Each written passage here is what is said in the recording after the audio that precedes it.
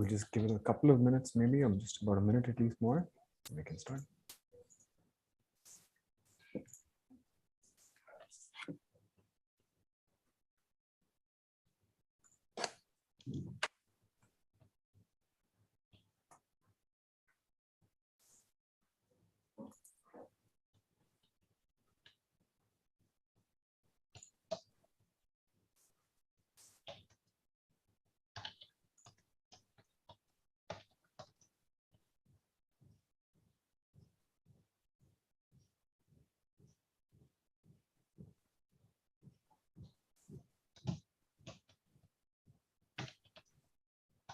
Good to go live now, Karthik.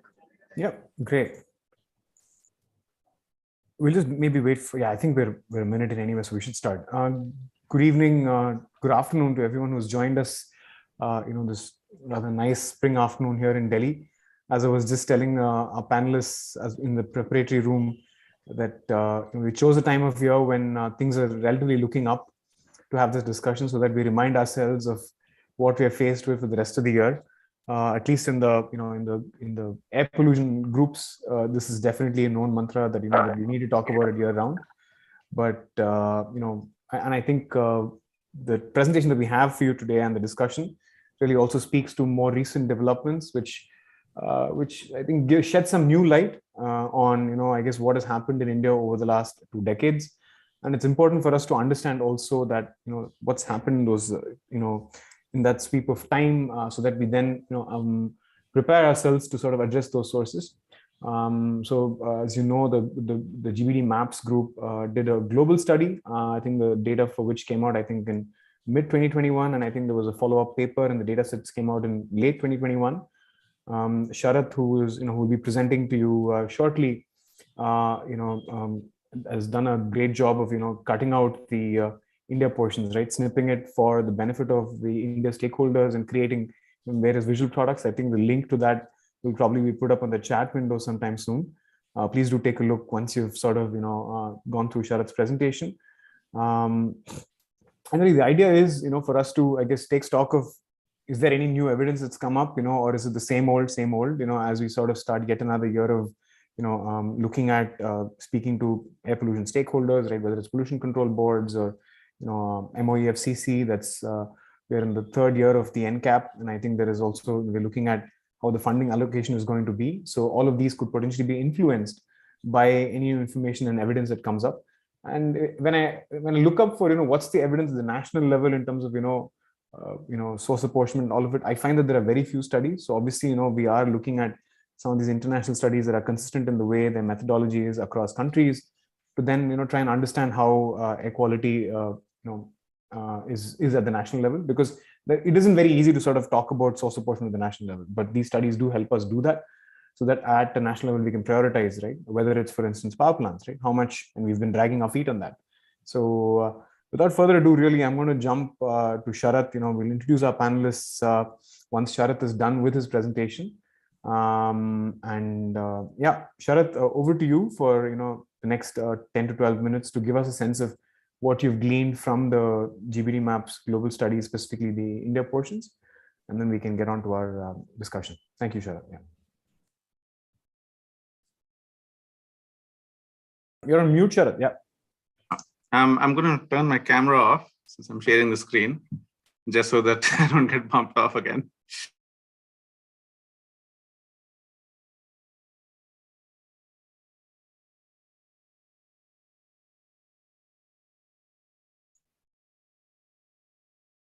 Sharath, are you saying something? You can't hear you now.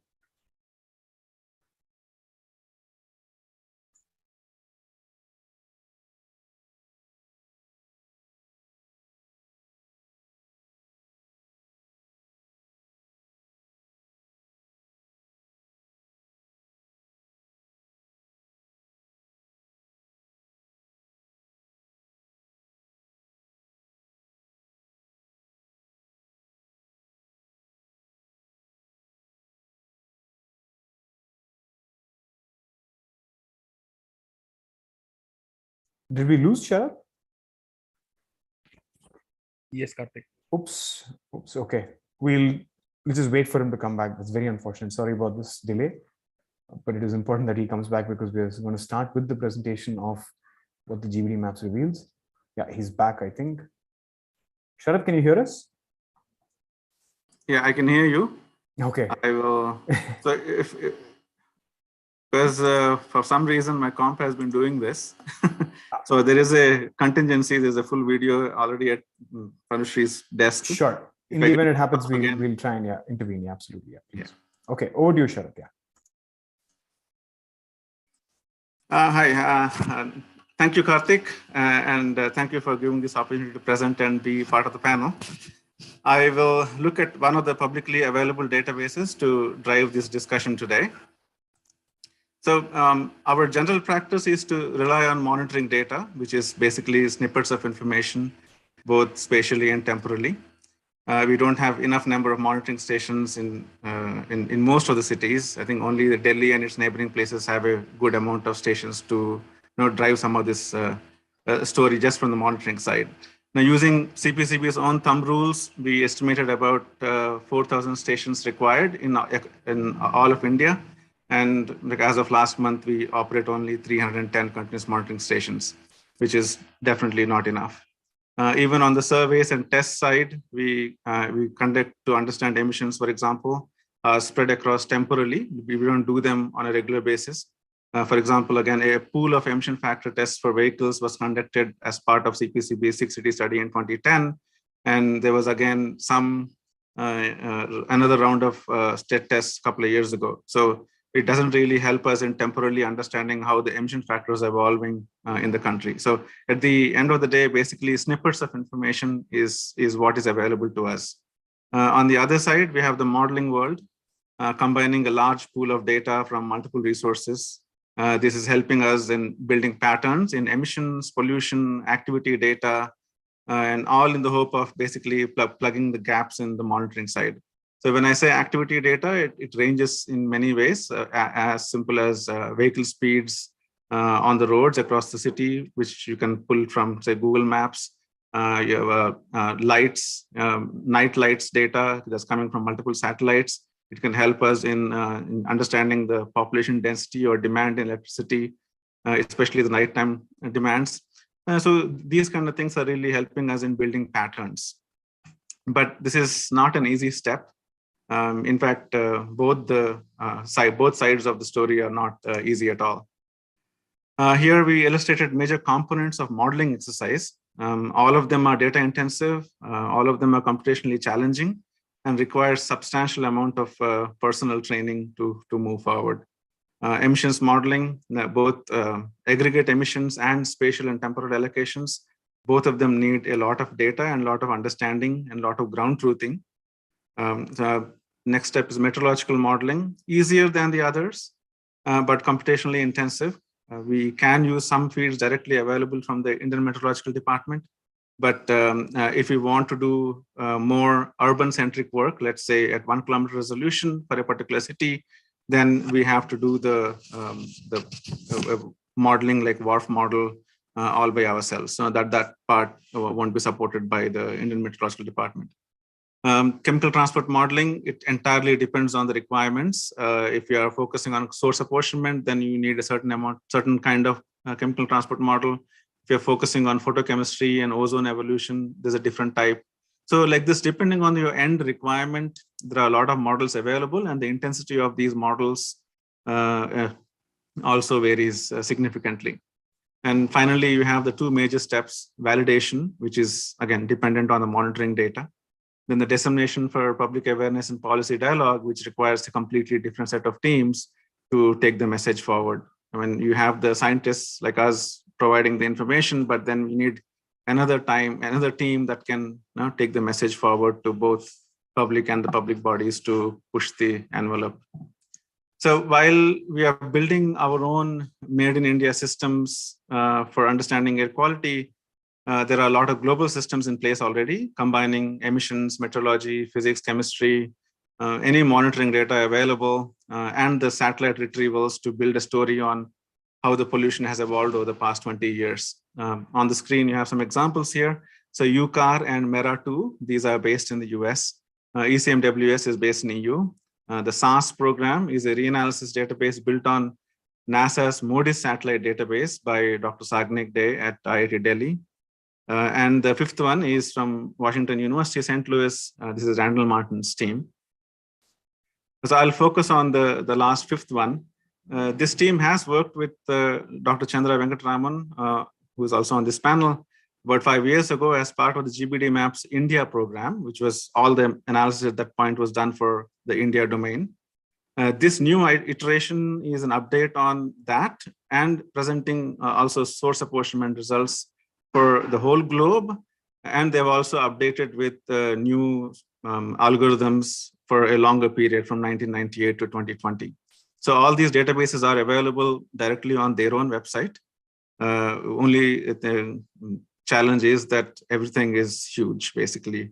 Just need some computational space and time to go through all these things. But it's a good exercise that we can definitely use to understand some of these trends.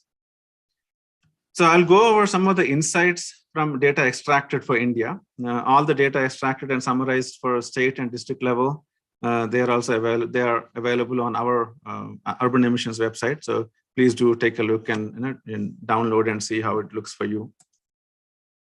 So between 1998 and 2020, on average, pollution levels have doubled in India. This is also reflected in the calculated health impacts, which combines your population size change and your health metrics. Even taking that into consideration, the biggest driver has been change in the pollution levels.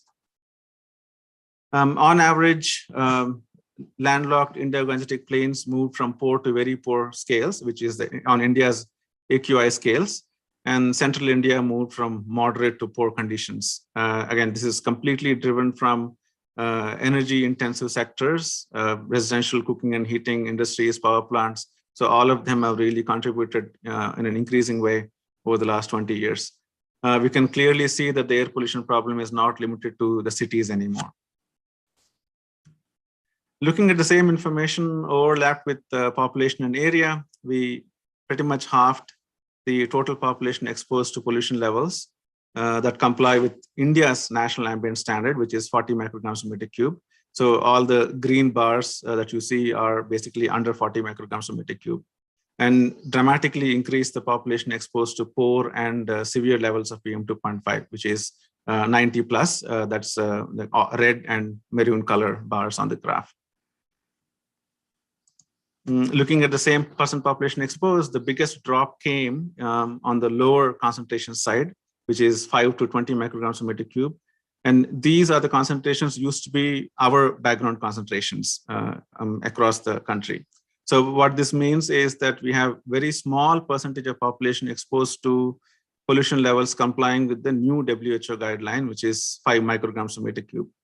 On the high side, we have more population exposed to concentrations more than 100 micrograms per meter cube. This has really changed between 1998 and 2020.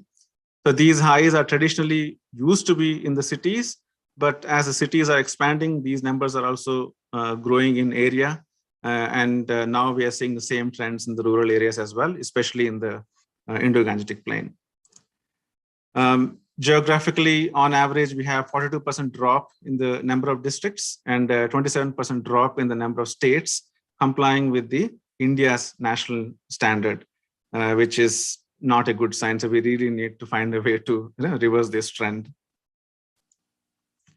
Now, looking at what is contributing to the growing problem. So this is basically coming down to source apportionment. The pie is all India average population weighted. So 81% of the pollution is sourced to fuels we burn in all the known sectors. That's residential cooking and heating, industrial manufacturing, electricity generation, transportation, plus your dust from construction and road resuspension. The message is very simple here. So if we want to control pollution, we must find a way to reduce burning of fuels, or if we want to continue burning fuels, then we have to do it efficiently and with controls. So on average, across India, residential cooking and heating is the largest contributor. That's about 30%, followed by industries and power plants. So again, looking at some of the snippets from the data at the state level, power generation dominates in the central and the western states. This is again a big lobby. A lot of groups have been working on the power plant emissions, and we have a lot of coal mines which are directly closer to the power plants, and the delay in implementing the standards is obviously evident in those areas. Dust dominates in Gujarat and Rajasthan, which is expected. It's basically a dry and arid region. While waste burning is a constant presence in all the urban and rural centers, pretty much across the country, the share is highest in the northeastern states. It tells us, gives us an idea of what's the role of the urban management is in those parts, or lack of rather. The most talked about source, open biomass burning, on average annually, it's 2%. During the main burning season, in the October, November, in the areas of Punjab, Haryana, and Delhi, of course, the numbers are higher. Some days it reached as much as 50%. But looking from an annual perspective, it's about 2%. At the state level, transport shares don't do justice to what we understand as the share, its transport share in cities, air pollution, like source apportionment studies. So when we're looking at the state level transport shares, we should take that with a pinch of salt. So I think this is where the question of the need for high resolution analysis at the city scale becomes a lot more evident. So we understand that the models come with a lot of assumptions. While these insights are very useful, we must keep all these limitations in mind. So for example, global models run at a core spatial resolution. The example that I'm sharing today, it's the whole system runs at a 0.5 degree resolution, which is about 50 kilometers, which really cannot capture the core urban activities when we are looking at let's say a particular city. The satellite retrievals also, which are used for nudging some of these reanalysis work, they are basically just passes a snapshot over India, because these are not geostationary to India. They're mostly geostationary to US and EU. So if we want more longer timestamps information, then we really need to focus on trying to integrate some of the India geostationary databases into this analysis. We do not have a wide network of monitoring stations to feed these models enough. At the end of the day, these models do need some ground truthing, which will help us in calibrating and validating what's coming from the models. Despite these limitations, these models are helpful, should be used as a guidance for the time being. There is no second guessing that we must expand the monitoring network, not only in the cities, but also in the rural areas where similar growth trends are now vividly visible. We really don't have a good understanding of the trends in the rural areas. Whatever understanding we have is from these reanalysis databases only. We need more local level efforts to strengthen our understanding. This includes both having better bottom-up emissions inventories and top-down source apportionment studies. Now, especially the later one, we have to find a way to do them in the rural areas as well. If you take the current NCAP program, like all the source apportionment studies planned are only for the cities, and pretty much in the city's administrative boundaries. They're not even going outside those city administrative boundaries. So we really need to find a way to expand that gambit as well. So I want to stop here with these open questions for the panel, and looking forward to the discussion. Karthik. Great. Thank you so much, Sharath, for taking us quickly through a whirlwind of what pollutes India and possibly even the different states. But obviously, this doesn't really speak about the cities themselves. As you rightly said, the resolution is not quite there. Before we jump into our panel discussion, I guess we must at least formally introduce our panelists to everyone here. None of them really need any introduction if you've been following the air pollution space, but just to ensure that everybody knows who's here.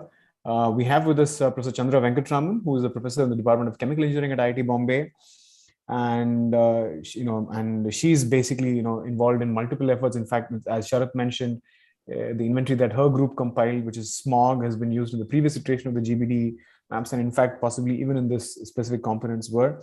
and she's running she's part of also a new effort to update some of that work under the National Carbonaceous Aerosol Program. Chandra, thank you so much for making time. We also have with us Professor Mukesh Sharma from IIT Kanpur. He's known to, of course, all Delhiites because everything that Delhi knows about what pollutes it for a good part of the last decade came from Professor Mukesh's group. He's done the most recent source apportionment study that was commissioned by the CPCB, and I think that came out in 2016. And he's been involved in many global efforts as well, and multiple sort of committees that Government of India sets up have benefited from his expertise. We also have with us Dr. Purnima Prabhakaran, who is the Deputy Director and Additional Professor of Public Health at the Public Health Foundation of India. She leads a team that works towards environmental health issues spanning air pollution, climate change, water, chemical and heavy metal exposures, and also children's environmental health. And she's involved again in a range of multiple international efforts with the UNEP, UN, UNDP, UNICEF, among others. Thank you, Purnima, for making your time. And finally, of course, we have Sharath, who made the presentation. He's associated with Urban Emissions, of which he's the founder and director.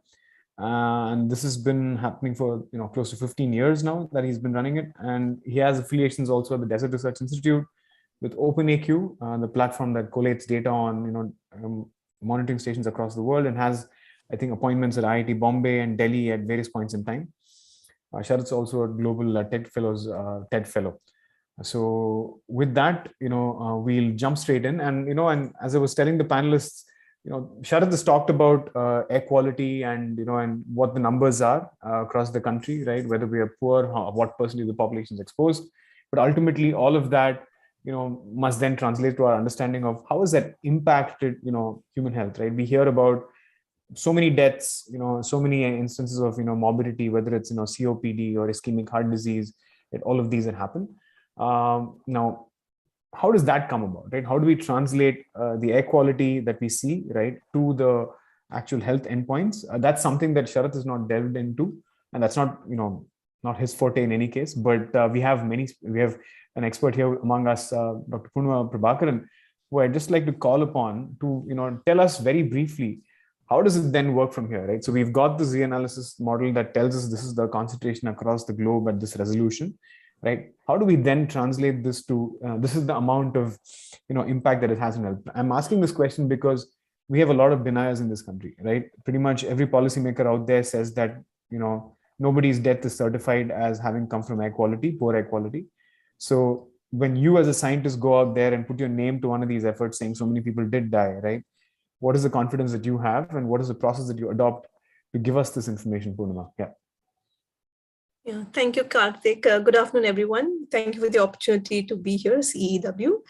You're right, Karthik. I think the naysayers are only multiplying. And as recently as the recent parliament session, I think there was a question raised on what's the evidence from India on the health impacts of air pollution. Is there any evidence at all? And I think the response given to them was no. Sadly so, because I think particularly in the last 5 years, I think the evidence base has only increased in leaps and bounds. And so far, the refrain was by the powers that be that we are leveraging evidence that's coming from the Western world, from the developing countries. For example, even the global burden of disease estimates, they've said, oh, that's coming from countries in the developed world, the developed nations, and their pollution levels definitely don't apply to what we face here in India. That being said, I think increasingly we have opportunities, and we have seen research coming out of India, which has applied all these, what we call the exposure data sets. Now, Sharath presented this GBD MAPS data, reanalysis data. There's also multiple sources of exposure that we are leveraging. The ground monitoring stations data, the fact that it's inequitably distributed is one thing, but you have satellite data, you have other kinds of models. So all of these can be leveraged to, related to a variety of health outcomes. You must have increasingly heard, intuitively in the past, people thought poor air quality means poor respiratory health. But increasingly, the evidence base has grown to show that the impacts are across the life course, meaning pregnant women exposed to poor air quality, there's adverse birth outcomes. children, adolescents, adults, elderly, everybody is affected by poor air quality. So what we can do with these kind of reanalysis data sets or any exposure data sets is start relating and showing the associations with a variety of health outcomes. And we've started to do that for India. The way we do it is adopting a number of different methods. There could be statistical approaches, there are modeling approaches, there are very many innovative ways of relating all these exposure data sets to health outcomes. What we need is the data.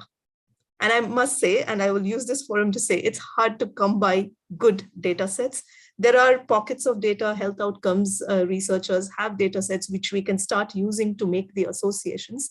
But there are lots of data sets which should ideally be in public domain. Can you name some, for instance? So mortality data sets, for example. So we ourselves are working on developing another kind of modeling approach to relate air pollution to health outcomes. And it's a very fine granular model. Sharath was talking about 50 kilometers. So our model it's called an ensemble approach because it integrates a number of different exposure data sets, which includes Professor Chandra Venkatraman's work, the emission inventories, source apportionment data, the ground monitoring data, satellite data, as well as chemical transport models, land use data. We are integrating all of that and building what is called an ensemble model. We've finished it for Delhi and Chennai, and we are now scaling it up to a national level. What we are looking for is national level data for health burden. And sometimes it's hard to come by that data with the GPS codes. What you need if you're working at that fine granularity is the GIS coordinates. And sad to say, I mean, sometimes it's hard to come by those data sets. They're not in public domain, or if they are, we are not able to get the geocodes. So we are facing an ongoing battle to get data sets to make the associations. So on the one side, you have people saying that, where is the evidence base for India? On the other side, when you have the resources to do it, you don't have the data forthcoming. So I can come back on this later. Sure, absolutely. Just to set the stage for the context, for your discussion. Got it. Great. Thank you, Purnima, for that. Chandra, we'll start off with you, because, you've obviously been a contributor to the, to this global emissions inventory database. So what do we actually learn from, globally modeled output? I mean, as Sharath said, this is happening at a certain resolution, right? So what is the significance of some of these global modeling efforts? And how does it help us understand air pollution better in a way that just sort of looking at a microcosm of a city does not? So thank you, Karthik, and thanks for the invitation to participate. I think that you, Sarath, and Purnima really set the stage to go forward with a meaningful discussion. So, I'll give a few sort of details about these global modeled reanalysis data in order for us to, say, why should we use them? So on the one hand, I think Sarath already mentioned, it provides a consistent framework to evaluate both the levels of PM 2.5 and source contributions to PM 2.5 by assessing all the sources in the same way. And what is this way? This way, of course, is taking emission inventories and then putting them into what are photochemical air quality models, and then coming out with fields. And why is this called reanalysis data? We then assimilate, while running the model, we assimilate meteorology, which is run with a lot of actual meteorological data input into it. And so then that is considered as equivalent to true or measured meteorology. So that's where this idea of reanalysis comes from, is that it resembles all the atmospheric processes, whatever we're talking about, the atmospheric motion and all of that. So these models are complex. They treat the movement of the atmosphere. They treat how pollutants are chemically formed, chemically removed, how they are removed physically by rain, by all of that. So, that's in a sense, the highest level of detail you can probably get.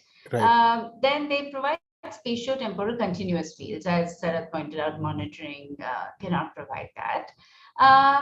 And from these, annual averages can be developed, which relate to our national ambient air quality standards and also can be used for health impact assessment. So they are ready data sets. They can be used to evaluate changes over time, regional differences, and source impact. So that's definitely one thing I will say. And of course, there are uncertainties, but I don't know if we should talk about them now or maybe. Sure. Yeah, absolutely. Yeah? In fact, that's probably the next question that I'm going to pose to you, right? So, given that it's a group that's, sitting in the US that's doing it, right? For instance, this particular one, right? Randall Martin's group.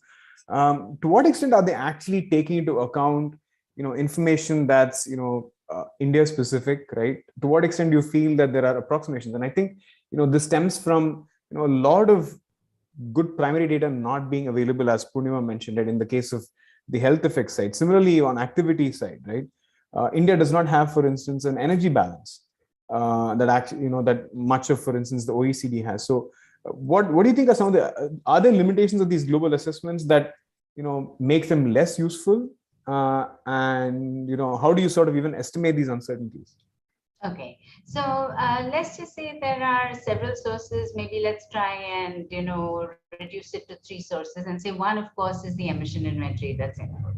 And I think that to the credit of the GBD MAPS group, they have worked with the regional, national inventory developers, with people in China, with us in India. Sarat was also involved in that, and then they took these emissions and integrated them into a global emissions database, which is called CEDS, which is the same emissions database that was used in the IPCC assessments.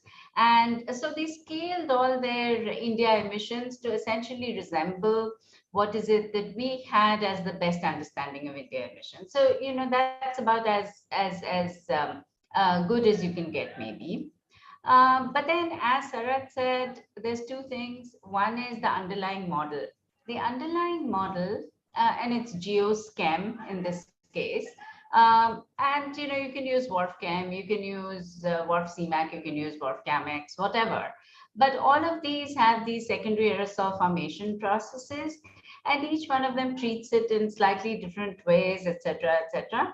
And because of the resolution at which the model is run, 50 to 65 kilometer, right. Some of these sources that have very strong spatial gradients, your small fires, your vehicular emissions, etc., they get mixed into a larger grid box, and then you're kind of underestimating them because the model doesn't have the capability of estimating them at a finer resolution. And then, of course, this integration with satellite AOD. The satellite AOD is available at a high spatial resolution, but then you have this idea that, the model calculates what's called aerosol optical depth. It's a column product, and then you take a ratio of the PM 2.5 at surface to that, and then scale it up in some way with the AOD from satellite. So then, there's some changes that would happen because of that. Nevertheless, if, for spatial and temporal consistency and continuity, these are definitely useful for evaluation. As Sarat pointed out, he's putting out data at district and state scales. And that's definitely a, spatial scale that you're likely to get, reasonably believable numbers. I wouldn't go to this, to maybe definitely not the grid scale in order to assess it. And as Sarat said, and as you said also, that we need other sources of data, perhaps that are collected more locally, in order to have better sort of understandings at those scales. Got it. Great. That was, I think, very useful to know. And I think, people have hopefully, got a better sense of what reanalysis actually means and how we have to make do, right, with what is available to us to create these approximations in the absence of monitoring. Professor Mukesh, I'll just come to you on this. So you've been involved in a range of city emissions inventories and source apportionment exercises, right? Delhi, of course, you've done, more than one exercise. You're probably even going to do a third. And as we've established so far, the utility of some of these global scale models to talk about cities is probably a little less because, they don't capture the emissions within cityscape, as much. What do you think is these estimations typically miss out on when you look at city level emissions? And, is it possible to sort of really improve the way they look at cities? And how do you use, global emissions inventories and source apportionments to improve your assessment of what cities are experiencing? Well, I think, very well put by the other speakers and panelists, and, very well articulated even the uncertainties that we have, global versus the local level kind of emission inventories. But you specifically asked me what are so different at the local level, given the global already, and what are so major differences, like. There are significant differences because some of the issues that we have, which are very India specific or, economically weaker section specific, the way they burn, the way they can, anything that they can recover by burning or, extruding something from there, they will do regardless. There, of course, there are no regulations, or even if our regulations are there, the regulations, nobody would follow. And typical example I give is always, that, for example, every city would have some place which we have observed is a tire burning. So it's not, it's not the means to dispose of their used tires. They can extract the aromatic oil from there. So they would burn it. That particular source, for example, it looks so dirty and so blackish all around, but how would that be captured by anyone for that matter? I would wonder. I'm just getting to the specific questions you have. People have, people will somehow get the wires, with the plastic in there. They may be copper, they may be aluminium or something. They'll simply, very slowly they'll burn that plastic to extract out the metals from there, for example. And in certain areas, like especially in the mining area where the coal is somehow freely available, Sure. So that somehow we never captured that how much coal is coming in the city. They say, oh, there's no coal depots in the city, for example, but they would be certainly many people will be using the coal somewhere. So these are the very, at the local level, things are happening which are not captured.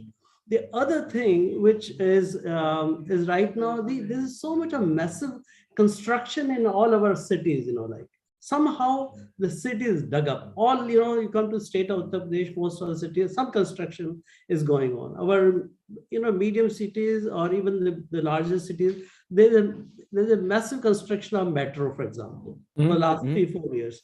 So I don't know how these global emission inventories will account for the emission, the massive construction that we have. I'll just do on a lighter side, and for example, in Kanpur, I'll just quote a small, think of writing in Hindi in Kanpur. They say, Khuda Sheher, Khuda Sahare. So the whole city is dug up, and the Khuda hai, to Khuda ke sahare wo. So those kind of things are issues which how would the global emission inventories Sure. have that? So that is one part. And then of course, if you wish to come back to me, we can also talk about the issues, uncertain in the model, how the model is performing. Maybe one follow-up to you, given that, you also, of course, do both, receptor modeling as well as I'm guessing the bottom-up modeling for your source apportionment work.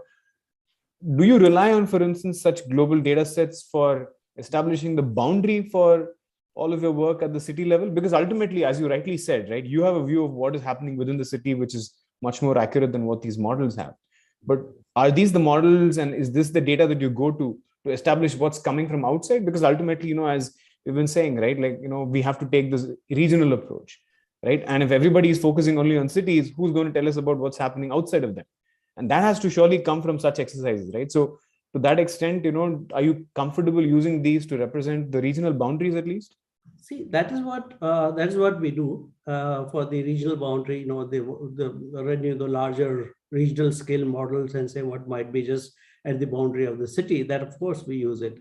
But you see, apart from that, for example, Delhi, for example, I mean, once this crop residue burning, especially in November, there are a lot of issues and all. So when we take the emission inventory globally available, and then apply the kind of models, WRF-Chem and, the secondary organic aerosols model, and then we find there's a lot of uncertainty in the model compared to what the air quality that we are getting. So these models also have to be sort of redone or revalidated. And I just wonder, like, for example, the way the biomass burning is happening, do the models can really account for that particular chemistry, especially for this particular thing? They apply some mechanism of, OH radical formation and all, especially MET sorghum that we applied for the WRF-Chem. That simply did not work at all. Sorry, what is the specific? I didn't get it. What? There's the WRF-Chem. There's a model called MET sorghum, MET-GM. So that accounts for the secondary aerosols. Okay. So, and then it was accounting reasonably, but the moment we put this crop residue burning is there, then it simply failed. I mean, it was giving concentration extremely low. So then, of course, we could not change the model, this thing. So you go through your statistical means. Well, what would be the reasons, for this particular thing? So this model uncertainties are also very, very, very specific to Indian conditions, I wonder, actually. So the model validation, model sort of underlying mechanism, that also needs some revalidation, or the way we have done it in some statistical sense to improve that particular the underlying mechanism. So that is also an issue. Right. So I'll quickly, maybe just move to Sharath, Professor Sharma, as, since you've talked about the challenges of, making some of these work. So Sharath, I know we've been working with you, and of course you've been doing a lot of work on putting out forecasts for, the Delhi domain at least, and we've also tried to do it for other smaller cities in the Indo-Gangetic Plain. What is your view of, some of the challenges that Professor Sharma has put out here? I mean, I understand, of course, those are regular concerns that you will face in actually trying to put out forecasts. How do you handle some of these challenges that you see with, globally available inventories, and what have you done to overcome some of these challenges? As I said in the presentation as well, the global models can give us some guidance. So that can start a conversation. But once we get into a particular city, we really have to customize for every sector. So this is where we really need some local surveys conducted, whether it can be digital mapping or even physical mapping. You do that to understand what are your major hotspots and what kind of emission strengths do these sectors have. And you can use that to do one scale of modeling. And what is the uncertainty in each of these sectors can only be established by going through a certain amount of chemical transport modeling exercise. Now, like Mukesh was saying, when you run the model, then you may see a lot of discrepancies in the secondary aerosols, or even just getting a sector profile, whether it's getting reflected in a particular area properly or not. So generally, we have an idea of, okay, in a city like Kanpur, you want to see 30-40% of pollution could be coming from transport sector, because that's what we have seen from the chemical analysis based source apportionment works. So if you're not able to replicate some of that in your chemical transport models, then you take a step back and say, okay, what am I missing in my emissions inventories? Is there a particular hotspot or a particular layer of activities that are completely missed? So that will really help us in understanding, in improving the inventories. So one of the ways this was done in our Apna second phase program is combining vehicle speeds information in the city at a grid level temporarily to some of the chemical profiles for emissions. So if you find that a particular grid at a particular hour was at under 10 kilometers an hour, then obviously your engines are not that efficient. So we can actually reduce some emissions, like your PM levels could be going down, but your incomplete combustion will lead to more CO and VOCs. So that will help in the photochemistry. So these kind of things will happen only if we do the chemical transport modeling at the level which is required to understand the chemistry and to drive the missing gaps in the emission inventories. Right. I'm going to go back to Professor Chandra, now. Sharad talked about, trying to use locally available information on, for instance, the pre-existing studies that look at source apportionment, let's say in the city of Kanpur. But what we know is there isn't a source apportionment exercise for the bulk of the Indian landscape, right? And and I see that a lot of studies apportion the air pollution burden to biomass use, Chandra, right? Now, while it's undeniable, because we know that that is definitely a big source, the source of information for that is kind of dated, right? And I'm not sure to what extent in your studies right now, at a national level, you've managed to get more updated information, for instance, on the prevalence of biomass use. We've had multiple programs that have tried to incentivize the use of LPG and all, but without the conduct of a source apportionment exercise in the rural areas, right, to actually see what is the background concentration associated with biomass burning, by attributing it to the source. How do we lend credence to these global efforts, right? And to that extent, what is the domestic community doing, right, to either reinforce that message or to fix that message that biomass is the problem? Yeah. Okay. So, I was really happy to see the comments of Mr. Sharma and by Sarah. So, there's two issues over here. One is, yes, there are chemical mechanisms and chemical mechanisms, but there are multiple ones available. I agree with Mr. Sharma that radon to sorghum with made as the aerosol microphysics doesn't produce secondary organic aerosol, but that's because it doesn't have biogenic chemistry in it. So it doesn't, do the photochemistry of isoprene, limonene, alpha-pinene, etc. We have found, for example, that a different chemistry, Rackham, VBS, or what's called Mozart, Mosaic, work a lot better on secondary organics. So, it becomes the job of our community to sort of run these models with multiple different configurations and, as Sarah said, make them work, at whatever scale we want to. And yes, a model is only as good as it can represent reality. So that's sort of what we have to also do. Then the other sort of thing, is what is the correct temporal and spatial scale in which measurements to models? Okay, if we are going to look at hourly, if we are going to go and say, oh, it's capturing the diurnal profile at this station where I'm measuring it, it's not, and so on and so on. That's not the skills. And in fact, there are some wonderful papers that have come out of something called the ACMEI, AQMEII study, which is, out of both communities, which literally tell you what kind of spatial and temporal scales and how to statistically compare models and measurements in a defensible way, right? So we're not kind of comparing apples to oranges. And literally one of those papers is named Comparing Apples and Oranges. So, these are all things which are hard to do. They're really hard to do.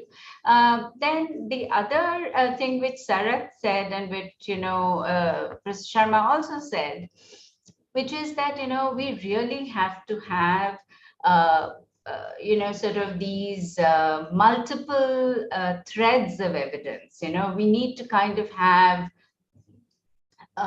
evidence coming from these different weight of evidence methods, that yes, we do have measurements, we have whatever source apportionment that comes from measurements that's available to us. We may have something for 2 different timestamps for a location. How is that changed? Did it change? So, these are the kinds of a lot of analysis, in fact, more analysis than measurement. So if I were asked to make a recommendation for our NCAP, I would say, let's do analysis before we go in and do more measurements. And then to answer what, you asked, saying, are we updating biomass burning? Yes, we are. And yes, this is coming from over 20,000 odd national surveys. So we have these 15 institutions all the way from University of Kashmir to Mysuru, Bikaner to Jorhat, participating in these surveys. And so we have some, and there is a shift. There's clearly a shift. But whether that shift is only in terms of connections, whether it's, LPG refills are affordable. Now, these are all the kinds of things Prayas is, looking at and so on. And so a lot of it has to do with affordability. A lot of it has to do with supply and so on. So I think just to kind of quickly say 2 things. One, of course, is that our communities making data public, and making data public needs the okay from the government funding agency. So this becomes a crucial thing somehow, together with citizens groups, with think tanks, with everybody. We have to prevail on funding agencies to permit us to make data public, and then have some kind of consolidated integrated portals, and then have weight of evidence. What is the measurement data telling us? What are other emissions data? And I will just put in the chat the details we've now made the smog India emission inventory public, and you can, send an email and, request data sets. We have historical data from 1985 to 2015 available, and then we're looking at future, which comes out of V2. So yeah, all of this definitely needs to be done. Right, absolutely. Thank you. Now shifting gears back to the health side, Purnima, I want to bring you in here. So you've obviously worked on the state level disease burden initiative. Subsequent to the release of the last India specific study, I know you went ahead and did a state specific one.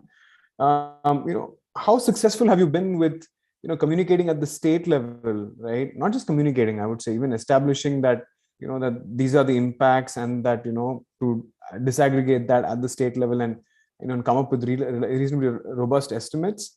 How you managed to do that in the Indian context, and if you can give us a sense of that, that'll also help us establish, okay, what do we need to do as a community going forward to take these national level numbers to states, so that they can then be convinced to act on their specific sources. Yeah, thank you, Karthik. Specifically on the state burden of disease initiative that was done by, in collaboration with ICMR, PHFI, a number of different collaborators in India. So I think that information is out there. It has been disseminated widely to all the states. I think at the end of the day, it's to sound cliched, it's the gap that remains, between policies and programs and ultimately how it's implemented. So the same goes with, I think, research. There is the evidence, but the evidence to action through policies and programs, I think it's at the end of the day, it's for the states to kind of take it up. And I'm sure health is a state subject. We know that. And, it's for the states to kind of take up the evidence that has been put across to them and devise their own programs and policies. State action plans. We have state action plans for climate change and health. We are having city action plans for air pollution. So I think at the end of the day, it's the implementation that has become the challenge. And we all know now, air quality, air pollution, it's not one sector. It's a multi-sectoral kind of action plan that needs to play over here. So the health data is out there, and I don't think we need more evidence. I mean, that can continue growing the evidence-based health impacts of poor air quality, on morbidity, on mortality. That can continue growing, but I think it's time for action. And I think whether it's unlocking finance to do it or whatever, I think it's the implementation that has continued to be the challenge. And so talking of implementation and making it more suitable, right? The question really that I had was, you've obviously apportioned deaths and morbidity to different pollution sources in different states, possibly even at finer resolutions through your work, for instance, in Chennai. And have you managed to sort of show how the priority of action should be, so that linking it to outcomes? For instance, right, one of the big things is exposure and ambient concentration are two different things technically, right? So how you manage to integrate this exposure, right, to then showcase to states that what acting on these sources will actually help you achieve better outcomes in terms of health. So is that something that has happened, and do we need more data for that, so that given the paucity of funding, if you have to prioritize sources, right, and go after ones where the exposure is high, we can do that effectively? Is that something that you've managed to do as a group? See, I think in terms of, the data is there showing the evidence at state level, right, on the disease burden, on the mortality. In terms of addressing the sources, I think, again, that is something which the state action plan needs to address. It's a very decentralized kind of action that is required. The emission sources are different in different geographies, right? So I think it's eventually something that has to be customized for the state. In Delhi, it may be transport, it may be industry. Somewhere else, it may be something else. So I think that contextualized action has to occur, irrespective of the disease outcome. I think the health effects are across the board. All vulnerable populations are vulnerable to a range of health outcomes. I think the action to address the sources has to come from other sectors, being propelled by the health sector, of course, because the evidence is now stark. It's there, it's real. And I think in terms of the messaging, I think there is some scope for action. For example, I'll give you, so one of the first papers that we put out after we developed our ensemble model is to relate it to hypertension, for example. So, hypertension is an intermediate risk factor for cardiovascular disease, heart attacks, ischemic heart disease. So our work in Delhi, what the association that we showed was, for every 25 micrograms of increase in PM 2.5 level, the systolic blood pressure increases anywhere from 3 to 5 millimeters of mercury. See, at an individual level, it might seem if my systolic blood pressure is 120 or 125, shouldn't make too much of a difference. But if you translate that to a population level, how many more people are going to be suffering from high blood pressure? And how many more people are going to need healthcare access? I think that's the kind of messaging that sometimes needs to go to the states. Maybe you already have your health infrastructure. We've just come out with the COVID pandemic and we know how well we did, right? So a health infrastructure that is already, struggling, you just push more people into the health system because you have not addressed your upstream determinants. Address your air quality.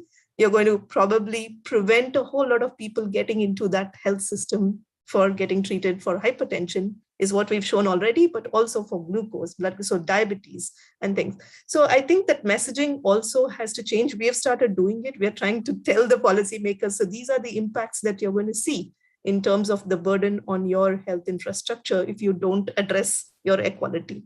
So I think a little bit of that kind of messaging in terms of the costs to the government in terms of treating the disease burden that's going to come with poor air quality. And of course, economics. I think showing them the cost of inaction in terms of the health impacts, the economic impacts, I think sometimes the numbers work. So if you show them that this is the economic cost to not addressing air pollution, I think that kind of unlocks some action. Right. And those kind of messaging as well. I think we've started to talk in a different way. Okay, interesting. I mean, but again, in all of these, are you facing pushback? Because so to what extent have you had to actually sort of, adapt these globally available data sets? Because at the end of the day, right, we only have, city specific assessments for maybe, a handful, maybe, 10, 15 cities, right? For the rest of the country is not there. So to what extent have you had to adapt this global assessment to make your case for the local? And what kind of effort does that involve? Because, this goes back to the question that I'm going to pose to the others as well, right? How do we build this capacity to be there in many more institutions to be able to do it, right? So whether it's PHFI, whether it's IIT Bombay, whether it's IIT Kanpur, right, located in, in these cities, and you've got so many more areas where we need to talk about it. So how do we translate some of the work that you're doing, right, to adapt global models to maybe, as I said, with an ensemble view? And what kind of capacity have you do you envision being needed to do this in a more rigorous manner across the country? So I think there's two parts to your question. I think in terms of adapting the global models, I think the state burden of disease kind of adapted the GBD work and did that at state level for India. So that's one piece of work. And that takes a certain approach. You develop the exposure response curves, and then you look at the attributable risk factor, what disease burden or what mortality is attributable to air pollution. So that's one approach that we use. But as a next step, or as it was more a parallel step that we started was with this model that we are doing, because this is completely India work. This is just leveraging data in India. Data from ground monitors, I said, from satellite data, from Dr. Chandra's emission inventories. We've put all of that into the model. So that's how it's different from other models that have been conducted so far in India. And so that model is now being used to actually associated to health outcomes data in India. It's not estimates, it is actual epidemiological data. So in terms of national data sets, we are facing some issues in granularity of data that we want, but we have reached out to a number of health researchers across the country who have different data sets, whether it's birth outcomes data or adult respiratory data or cardiovascular data, and we are starting to make those associations. So I think we are not adapting the global MAPS work here. This is something that is homegrown.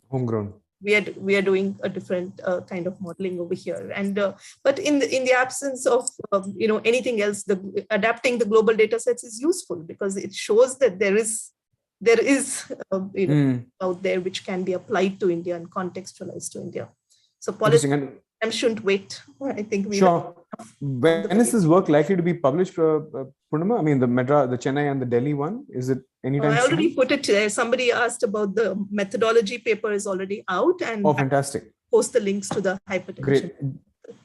Great. I think you may have posted it to hosts and panelists sometimes, so just take a look, or you've answered the Q&A. In the Q&A. Okay. I think in the Q&A somebody asked. Perfect. So that is fantastic. That is fantastic.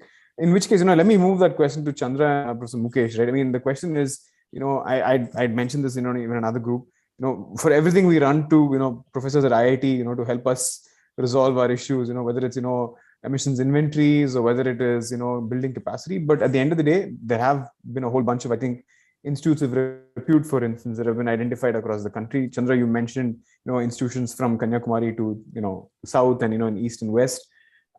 To what extent is the capacity to maybe, do some of these assessments actually being created in these different pockets, right? I mean, I understand they are networks that are supplying you with data and inputs, but to what extent are they able to sort of more materially contribute to these assessments and, whether it is, do locally relevant analysis, right?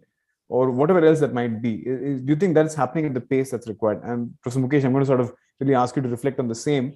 So maybe you can think about it as Chandra is answering her question. Yes.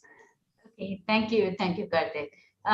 So, we're doing it within the Coalesce network. And so we have some 22 institutions, and they are not just feeding us data.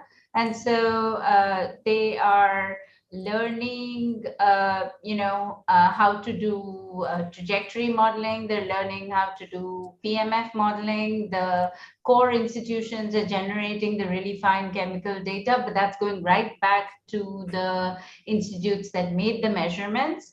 And we've had a very large number of workshops, and so perhaps trained of the order of 80 plus masters and PhD students in this phase. Right. Now, what is required seems to be at a couple of levels, right? These are all complex. I think the NCAP, NKN Institute network is a very good place to start, right? So it's a very good place to start, but I think we need things happening at two levels. On the one hand, I think we need to have capacity building in this wider network of institutes to do this, where the analysis part should be something that everybody does.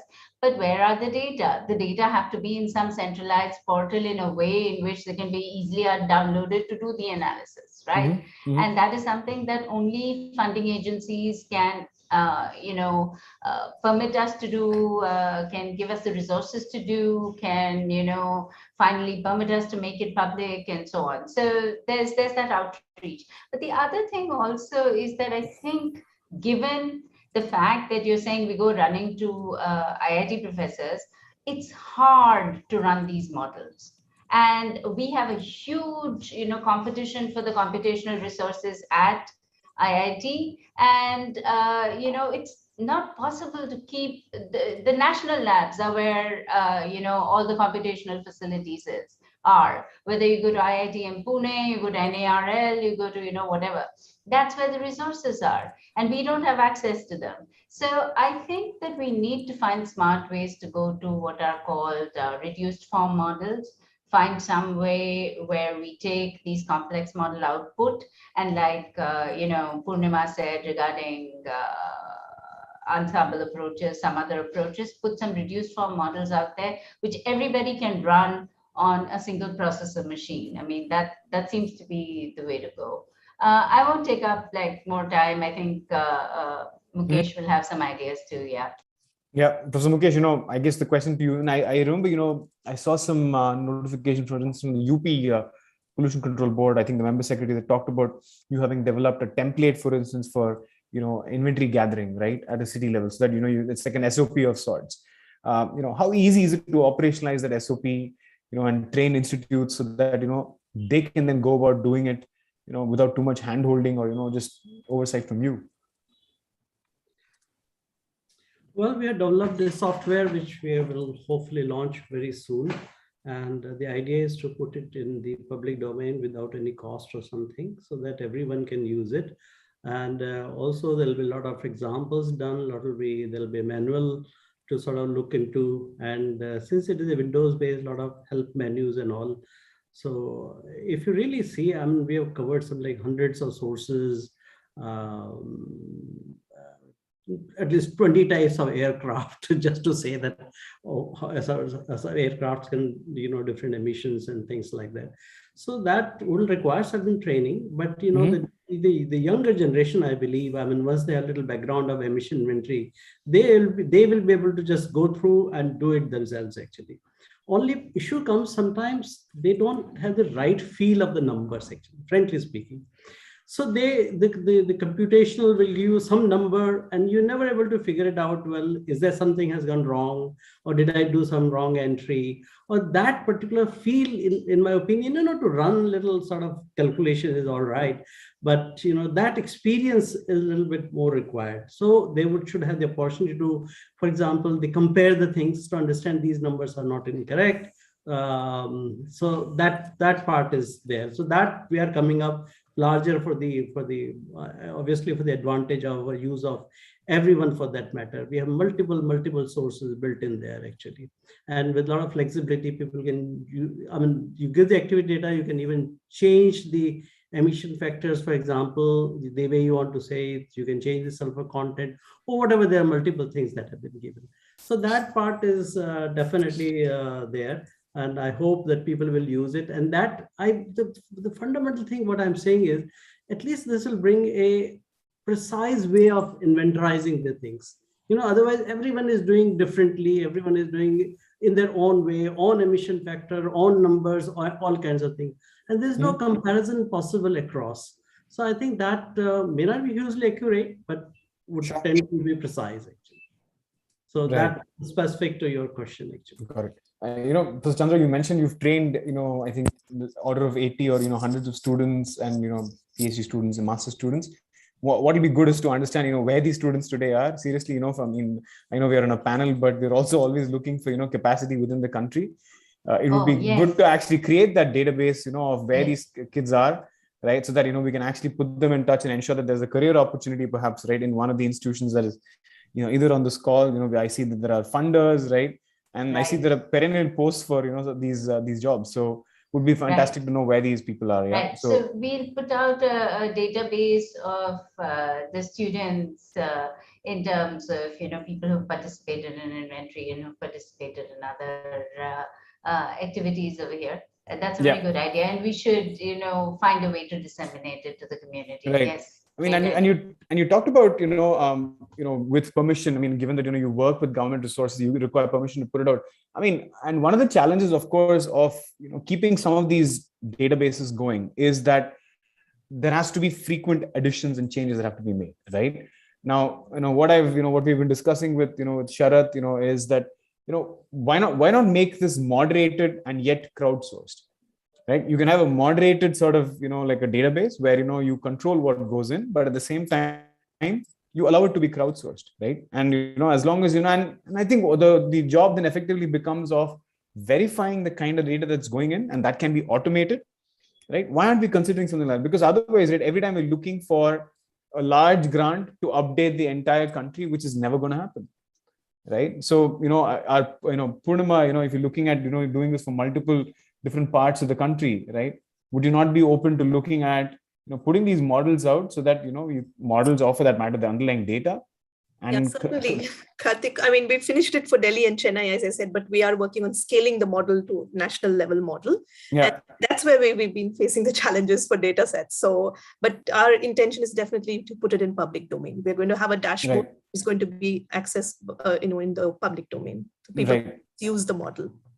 Right. I think, I'm being, but yeah, Chandra, maybe you want to respond to my question. So, So, I mean, we want to take it step by step. And I think similar to what Mukesh said, what we'd like to do and what we are doing right now is really building what's called an emission inventory management system.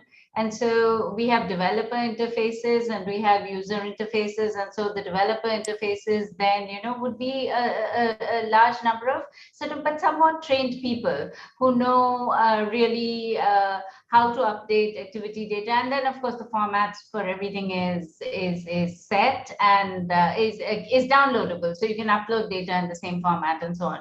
So that's something that we are trying to do, and hopefully it'll be done in the next year or so. But the question is, who is going to host it? And who is going to, curate it, host it, keep it going? We work with PhD students. They get really good and then they're gone. And, I have nobody, I have to start again with another PhD student and get them up to that level. And then, they're gone. So we really need some kind of partnership with think tanks, with others and so on, where some of these learnings can then be hosted and can be, kept alive and made usable and actually used. Right. Yeah. Right. So that's one. I think it's a great idea to think about, crowdsourcing and so on, but it's so much chaos. We should. This is definitely off. We should discuss this offline amongst perhaps interested parties. Professor Mukesh and Purnima and Sharad will certainly rope you in. I'm just trying to understand whether there are any questions. I think thank you so much to the panelists for patiently answering many of those questions. I think there's one from Manpreet Bhati, which I think Chandra, you've indicated that you may want to answer, but I'm maybe Sharad or anyone else can also take a crack at it really. So I'm sorry, I clicked on the wrong that's one. That's okay. That's fine. But the question is very interesting, and I think it points to what I had asked earlier. But he basically says, is it possible that residential cooking and heating has huge contribution unorganized industries located in mixed areas, right? In the sense, they burn their fuel before 9 a.m., between 5:30 and 7, when it's clean, and then it says pollution control folks don't really even, tend to notice anything that happens before they start their work. Can satellites be used to really, monitor these kinds of fugitive emissions, right? Is that even possible? Sharad, I'll let you take a crack at it because, you've gone around looking at, these kind of sources and how you account for it. Your views? One is, I think satellite data can't be directly used, mainly because whatever information we have are not geostationary to us. Now, if we had geostationary feed, then we'll definitely be able to crack this. Right. But in the last 3-4 years, at least in case of Delhi, because of these real-time source apportionment systems that were put at IIT Delhi, so we were able to see this temporal evolution of the chemical nature of the particles. So that really helped us to see, if there is aged biomass are we capturing that, or is it a fresh biomass that we're capturing in the system, or is it more sulfate, more nitrate, more chlorine? So it really helped us in understanding the temporal profile of when certain fuels are being burnt. Mm-hmm. But again, this is a very expensive exercise, and one piece of equipment costs $1 million when we can't have this in 100 cities to understand this. Sure. So there is a way, of course, like satellites are also not cheap. So we can do an assessment like this, but it will take a lot of understanding the chemical nature of the pollution that's there temporally. But whatever information currently is available through some of these experiments, we are definitely able to use that and be able to track some of that in our analysis. Fantastic. And we've got 2 minutes more. Maybe just do a quick round if anybody has actually closing comments. But Purnima, specifically for you, I just want you to maybe reiterate, right? One thing you did say it already. You alluded to the comm side of it, but maybe reiterate the point again. So, what do you think is the way we take, this? There's messaging obviously that's available already, right? That says, so many deaths happening on a yearly basis, on account of PM2.5. We have a reasonable resolution on that. So what do you think has worked in places where you think it has worked, where you've tried to sort of relate, air pollution with, whether it's, what is it? Not just all-cause mortality, but as you specifically seem to focus on hypertension and all of that, and that seems to have gotten some traction. So for anybody else out there who's trying to make this point with city authorities and trying to get them to act, what would be your advice on making more effective communication in health impacts? I think in terms of communication, I think the health sector definitely has a big role to play. Like, doctors can themselves kind of put out the messages, and we are trying to do that as well, because oftentimes this has not been in medical curriculum earlier, right? We have learned about tobacco as a cause of lung cancer, but air pollution was never there in the medical curriculum. So we are starting with the doctors, sensitizing them, increasing their awareness. When you're seeing your patients, think about air pollution as a cause. Talk to them about it, talk to them about prevention, what are the measures that they can take. So one is, the messaging that health professionals themselves can do. But we're also leveraging our own, network of hospitals. We have a group and a member network of hospitals, and we're using that, location to kind of be the fulcrum of sensitization and creating that groundswell of awareness on health effects of air pollution for the communities. So given that, you don't have a good distribution of air quality monitors, we've started an exercise where we are putting up air quality monitors or having a TV display in the hospital waiting room where we are showing them, we are pulling data and showing them the air quality of that region. And we are focusing on tier 2, tier 3 cities and superimposing that air quality information with the health effects in the regional languages. So population, the communities, the local communities are becoming aware of the health effects of air pollution. So I think it takes, bottom-up approach as well to make people aware. But in terms of talking to the people at the top, I think the messaging, like I said before, has to be not just on the costs of inaction, of not addressing, the air quality can be on your health infrastructure, on the health systems at large. So I think it takes multiple approaches, and those are some of the ones that we started to adopt and use. Great. We're 1 minute past. Really, if anybody had any burning comments to make, please go ahead and do make it. Chandra, you have your hand quickly. Just one very quick thing. This communication also has to be two-way, and right now we don't seem to have any idea of a implementation tracker. We say this has to be implemented. Who is implementing it? What is an indicator showing that it is being implemented? Where is this being recorded? And are we being shown today that, these many, whether it's construction sites, these many, highly polluting vehicles, these many have been removed from the roads. So we really need to have regulatory agencies somehow brought into the gambit and made responsible for feeding data into whatever implementation tracker that we, because without that, we're just talking. We think we know the problem, but what exactly is being done on the ground is, something that we need to also make people responsible for. I think it's accountability at every level, whether authorities or the think tanks, the policymakers, or, other communities. I think accountability is very important. I have a related question, Professor Mukesh, before you answer. So since Chandra brought up this point, right, and since you're so closely involved with Delhi, maybe this is a question for you to sort of look at, as you even do the next round of source apportionment exercises for Delhi, right? Which is, we've seen some claims that between 2014 and 2018, or possibly after, there has been a certain reducing trend in the pollution in Delhi, right? Now, if somebody were to ask, right, they would say, oh, we've built, this peripheral road in Delhi, right? We've done, whatever, dust sweepers and all of it. Now, one, of course, is whether the reduction actually has happened, whether the methodology is concerned, but let's assume that it has happened. What would you attribute, right, as action having happened that has actually caused this decrease, right? And that goes back to the point that Chandra was making. So do you think a system is in place today to actually attribute certain actions to, finally the impact on air pollution? See, I think it's a politically sensitive question also at the same time, what you're asking, because there are many claims of, many things have been done by many people, and to say that this particular thing has resulted in this, improvement or something is difficult to say right now, but there are a host of things that have been done.